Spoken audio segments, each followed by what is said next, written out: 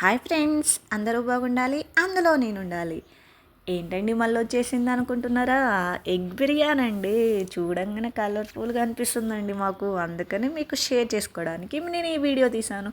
కొంచెం డిస్టర్బెన్స్ ఉంది, ఏమనుకోకండి. కొంచెం రాని వాళ్ళకి ఈ వీడియోలో కూడా కొంచెం చూసి చేసుకుంటారు కదా, అంటే నాలాంటిదండి, మరీ మీలాంటి వాళ్ళు కాదులేదండి.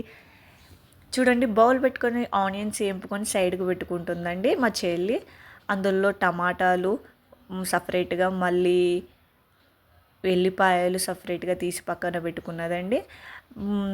ఇటు లెఫ్ట్ సైడ్లో బౌల్ మా టమాటా చారు కోసం అనండి, మా పిల్లల కోసము. మా అత్తయ్య గారు హెల్ప్ చేస్తున్నారండి మా చెల్లికి. ఒక్కతే ఏం కష్టపడతావమ్మా అని, మిగతా వాళ్ళు ఎవరి పనిలో వాళ్ళు బిజీగా ఉన్నారు. ఇక్కడ ఎగ్స్ బౌల్ చేసుకొని ఆల్రెడీ పెట్టుకున్నదండి. చూసారా ఎన్ని ఎగ్స్ అని అనుకుంటున్నారా? దిష్టి తాకుతుందండి, అలా అనకండి. అది మేము చాలామంది కదండి, మనిషికి ఒక ఎగ్ కోసం అలా పెట్టామండి. Next bagara rice already clean చేసి పక్కన పెట్టేసుకున్నదండి మా చెల్లి. ఇక్కడ చూసారా ఆనియన్స్ కట్ చేసేయాలి, పచ్చిమిరపకాయలు. ఇది టమాటా చారు పిల్లల కోసం, టమాటాలు గ్రైండ్ చేసి పెట్టుకున్నది. అవి టమాటా చారుతో మా పిల్లలు కడుపు నిండా తింటారు.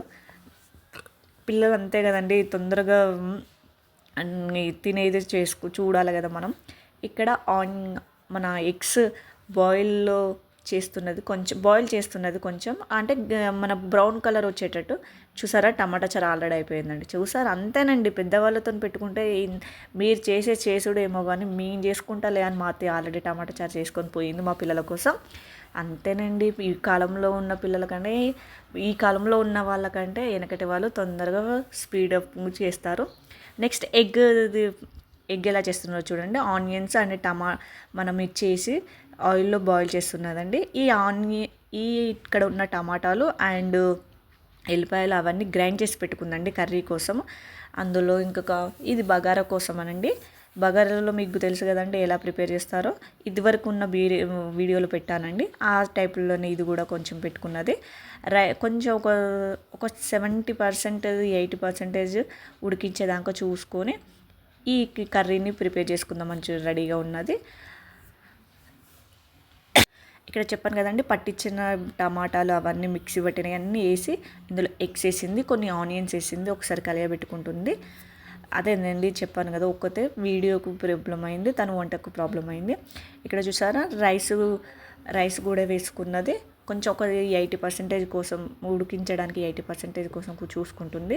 మ్యాక్సిమం ఇలా పెట్టగానే అలా అయితే కాదండి, అవుతుంది తొందరనే. ఎందుకంటే మా అత్తయ్య మళ్ళీ దూరుతుంది కాబట్టి ఇంత లేట్ అవుతుందనని చెప్పాను కదండి. మా జనరేషన్ కంటే వెనకటి వాళ్ళు స్పీడప్ ఉంటారు అందరేమో, కానీ మా ఇంట్లో అయితే మా అత్తయ్య స్పీడ్గానే ఉంటుందండి వంటలలో. ఇప్పుడు చూసారా ఆ కర్రీ మ్యాక్సిమం దగ్గర పడ్డదండి.